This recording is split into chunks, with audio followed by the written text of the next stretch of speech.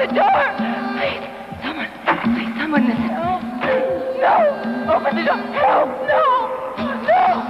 Ah! Help!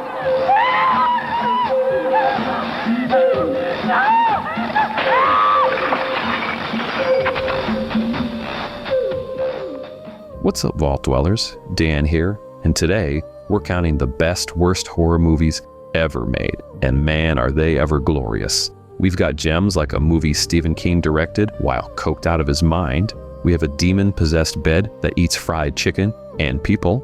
There's Hitler's severed head yelling orders from a jar, and we even have the worst horror movie in history. This is 10 cult horror catastrophes. Let's go. How many times do we have to chase you kids? Oh, she. Well, whatever it is you're not doing, don't do it somewhere else. Why don't you guys leave us alone?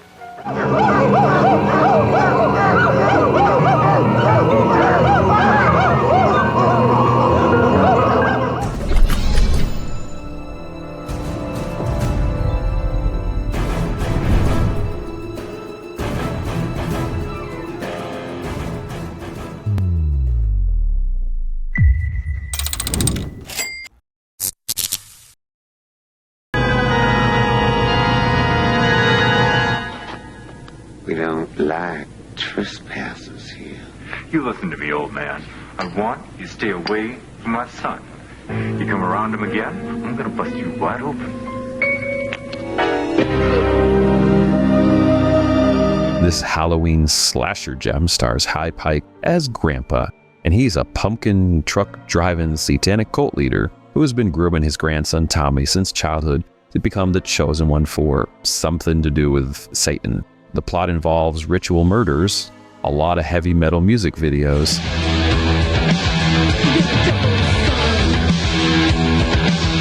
and a family so dysfunctional, it kind of makes the Manson family look pretty well adjusted here. Grandpa is just absolutely unhinged in the best of ways. He delivers lines about blood and sacrifice while handing out jack-o'-lanterns. And Tommy, he's played by a balding 32-year-old who's pretending to be an 18-year-old. The film, it also includes a 5-minute turkey impression at a Halloween party. There is a guy who does turkey calls while everyone watches.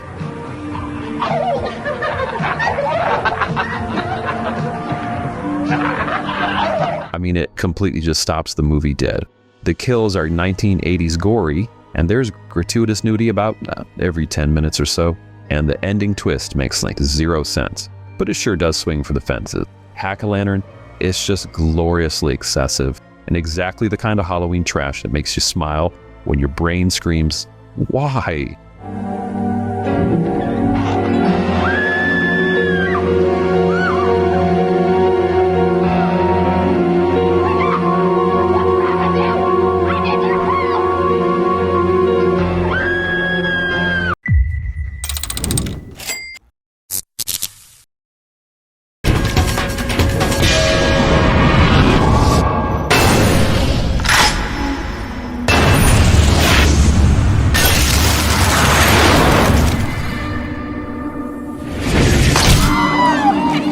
Okie dokie, let's talk about Christian Slater, who plays a paranormal investigator named Edward Carnby, and he's hunting ancient demons called the Xenos. Yeah, you know, like the aliens.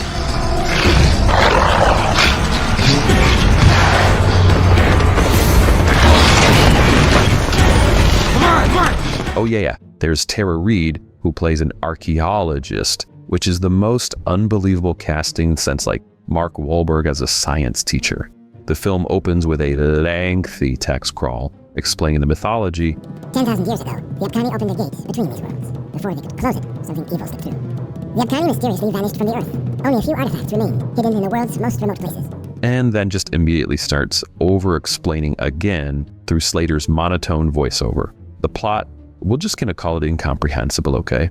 There's like an ancient civilization, there's orphans being experimented on, there's demons that hate the light, and there's this guy in a jar who might be important, but you know, we're really never sure here. The monsters, they're just CGI blurs that occasionally eat soldiers. This film has a 1% on Rotten Tomatoes and got a rare F cinema score. Entertainment Weekly called it so bad it's post-mortem, which I think may be one of the funniest reviews I've ever read.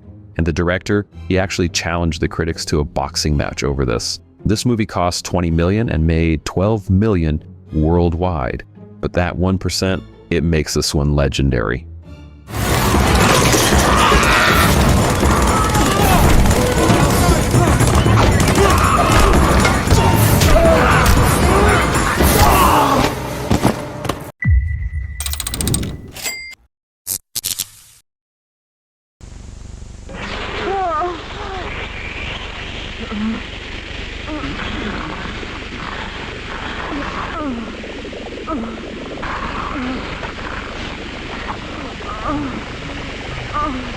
I friggin' love this movie. So we have a demon who falls in love with a woman, conjures a bed to make love to her, and then she dies, and the demon cries blood onto the bed.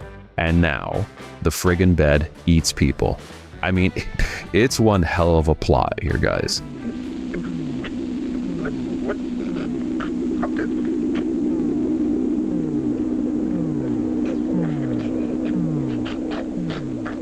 The bed, it also consumes apples, it likes fried chicken, and human beings with like equal enthusiasm.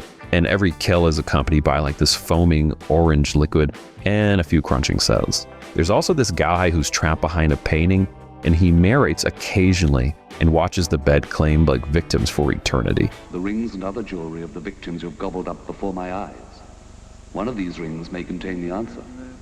George Barry made this out of $30,000 right out of college. It's just unlike anything else you're ever going to see. The bed dissolves people slowly, but does leave their skeletons. The film was never released theatrically. He couldn't find a distributor, so they just sat in a warehouse for decades until someone bootlegged it in the 2000s, and then it found its audience.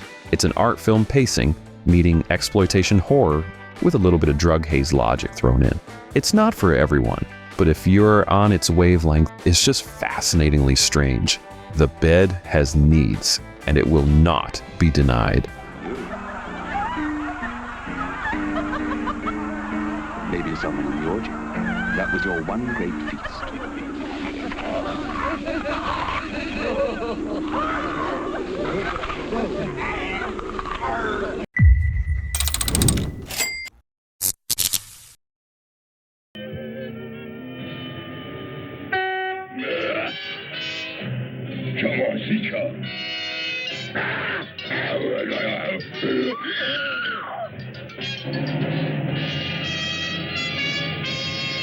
The director, Arch Hall Sr., made this vanity project to showcase his son, Arch Hall Jr., as a teen heartthrob, kind of like Eldest.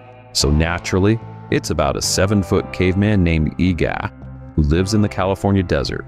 Teenage Roxy, she almost runs him over, and her boyfriend Tom, he goes and investigates. But then Eegah, he kidnaps Roxy's dad, and eventually the caveman follows him back to Palm Springs, where he terrorizes a swimming pool party.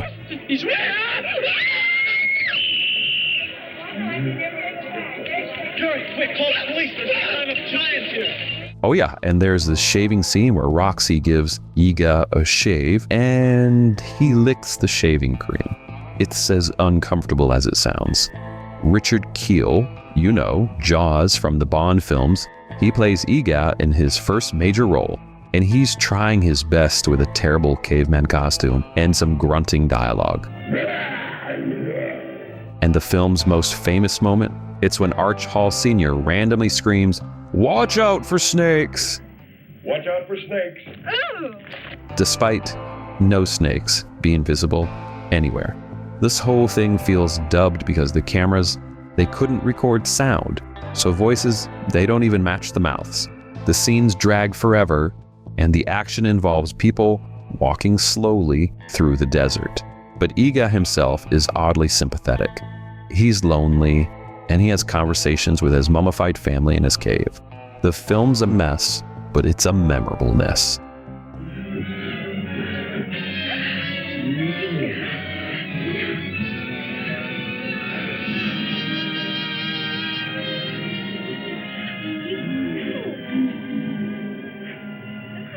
Yeah.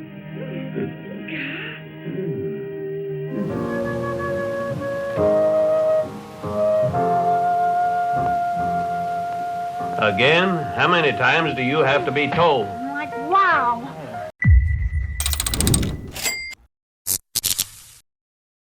Grant upon this night, the Created One becomes form, that he be free. Grant that he be free, and behest the name of Frankenstein to endure. Okay, so here we have a movie where hot air balloonists, they crash on an island inhabited by some bikini-clad alien Amazons, Frankenstein's great-granddaughter, some zombies, and a floating John Carradine head, and I'm not even sure what else, because this plot is just absolutely, utterly incomprehensible. John Carradine appears only as a giant floating head throughout the entire film. He was clearly filmed for like maybe an hour, and the director just kept reusing the same shots. The power shall be yours. The power. The power. The power. The power. And the Amazons, they walk around in these leopard print bikinis, just doing nothing. And there's zombies in sunglasses. Cameron Mitchell plays a sea captain locked in a cage reciting what might be, I guess, Shakespeare. There's a storm. The biggest storm I ever saw. With huge waves. And flung. The Frankenstein connection, it actually involves reviving a 200-year-old husband through blood transfusions. I mean, none of this shit makes sense. It's like Ed Wood level filmmaking, just 20 years later, too late, and I respect the commitment to the incompetence.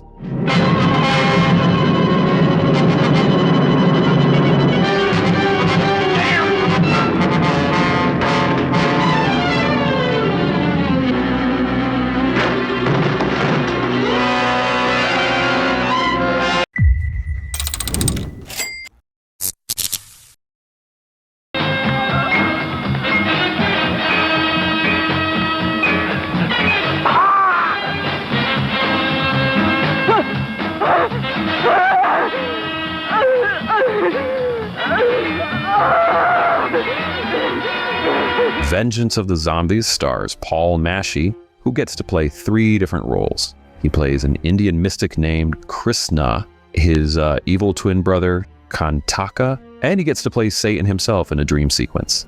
The plot involves women being murdered by a masked killer, then resurrected as zombies by Kantaka to do his bidding. You, the living dead, the slaves of my wishes, will be the executioners of your own families. By the way, there's a love triangle. Scotland Yard starts investigating, and satanic rituals complete with blood sacrifices and a chicken murder.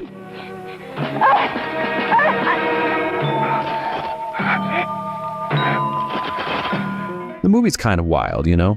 The film throws like everything at you. You know, murder-style mystery, zombie horror, a little bit of satanic panic, some voodoo rituals, oh, and gratuitous nudity.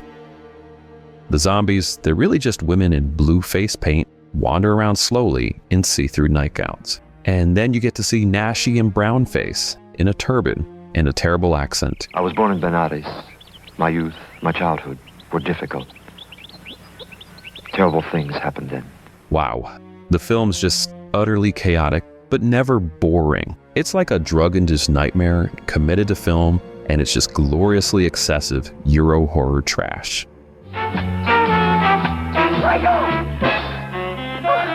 Father, help me!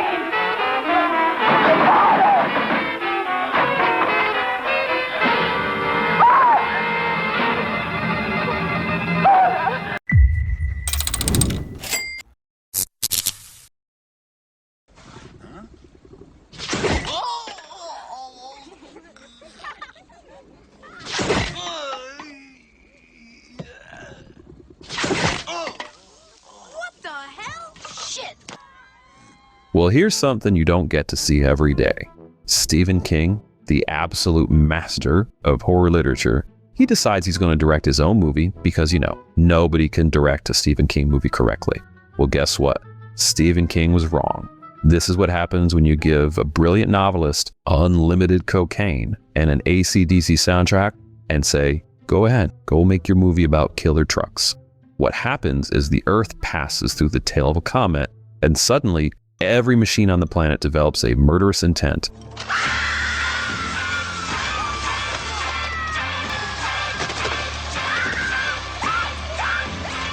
I mean, this thing starts off with King at an ATM, and it's calling him an asshole in the opening scene, which it might be the film's greatest moment of self-awareness. Honey, come on over here, sugar buns. This machine just called me an asshole. Emilio Estevez and a ragtag group, they hold up in this like Dixie Boy restaurant, while semis, led by this giant rig with a massive green goblin face, circle them like mechanical sharks. There's some interesting kills like a steamroller that flattens a Little League player in broad daylight. Oh, there's this electric knife attack in the restaurant. And there's even a death by soda machine because, you know, why the hell not? King got nominated for a Razzie for Worst Director, and the cinematographer, he even lost an eye because King, he insisted on keeping the lawnmower blades on in a shot. The whole thing bombed at the box office. It earned $12 million on a $20 million budget. But you know what? It is glorious, it's stupid, and entertaining. The AC/DC soundtrack, it just absolutely rocks. I mean, it's like the whole Who Made Who album on this thing. King called it a moron movie and never directed again. You know, that's probably for the best. But damn, if this movie ain't one hell of a ride.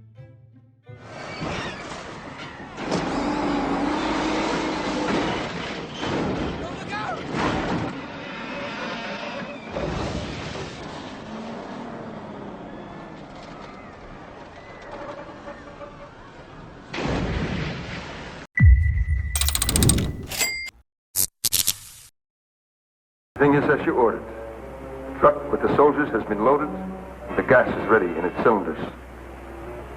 You will see your great victory, my Führer. That I promise you.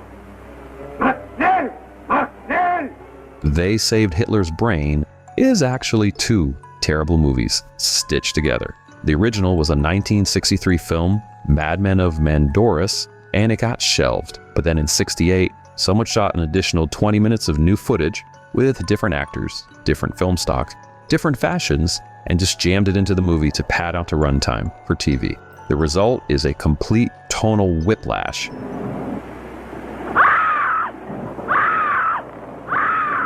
Where 1960s agents, they investigate before the movie suddenly becomes a 1950s thriller about Nazis preserving Hitler's head in a jar on a tropical island.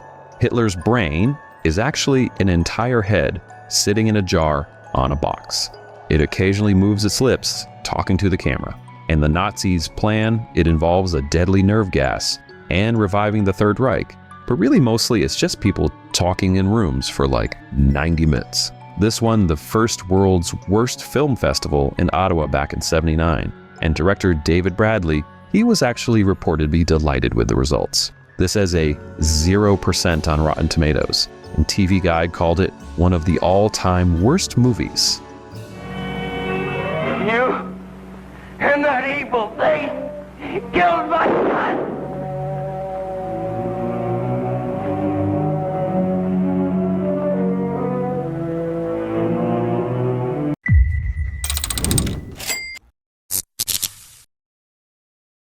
No one will ever have you but me. Help me! Please, Tom, help me! Take my hand! Burt Gordon takes a break from giant creatures to make a halfway decent ghost story. Jazz pianist Tom Stewart, he lets his girlfriend fall to her death from a lighthouse just so he can marry a rich girl. Then her ghost shows up to torment him. That's why the movie's called Tormented. It's a floating head, sometimes a crawling severed hand, there's lots of mysterious footprints, and a stolen wedding ring. Tom, he slowly loses his mind while trying to keep the secret. But eventually, he's driven to murder before the ghost finally gets her revenge.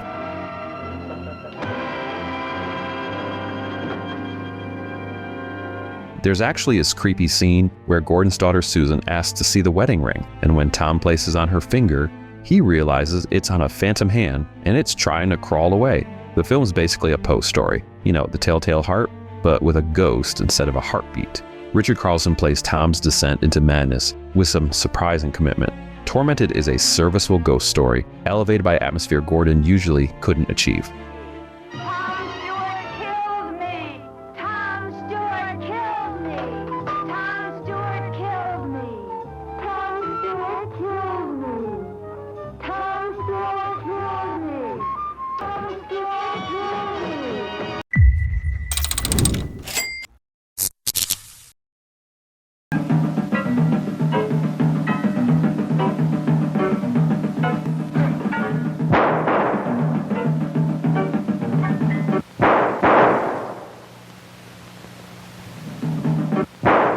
Alright guys, this is it. This is the king. This is the final boss of the bad movies. Manos, The Hands of Fate, was made by an El Paso fertilizer salesman, Harold P. Warren, who made a bet with a screenwriter that he could make a horror film on zero budget. Warren won the bet, and he made the film. And he also created one of the most incompetent movies in cinema history. Alright, so a family gets lost while driving to Valley Lodge, and they end up at this house maintained by Torgo. He's a caretaker with giant fake legs who speaks in this bizarre emphasis pattern. But the child, I'm not sure the master would approve. Or the dog. The master doesn't like children. Inside, they find the master, and he's the leader of a polygamous cult, worshipping the god Manos. The master, he's got multiple wives who wear sheer nightgowns and basically just wrestle each other for like 10 minutes straight.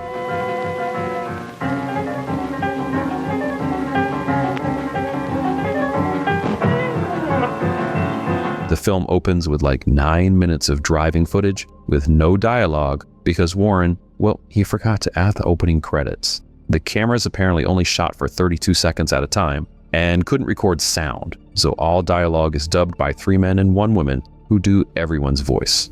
But here's the thing, Warren really tried to make a movie here. This wasn't a joke or a goof. He really tried to make a scary horror film. He just failed at like every level, and that's what makes this thing special. It may be the worst horror film ever made, but it's also essential viewing. The master would not approve of anything less.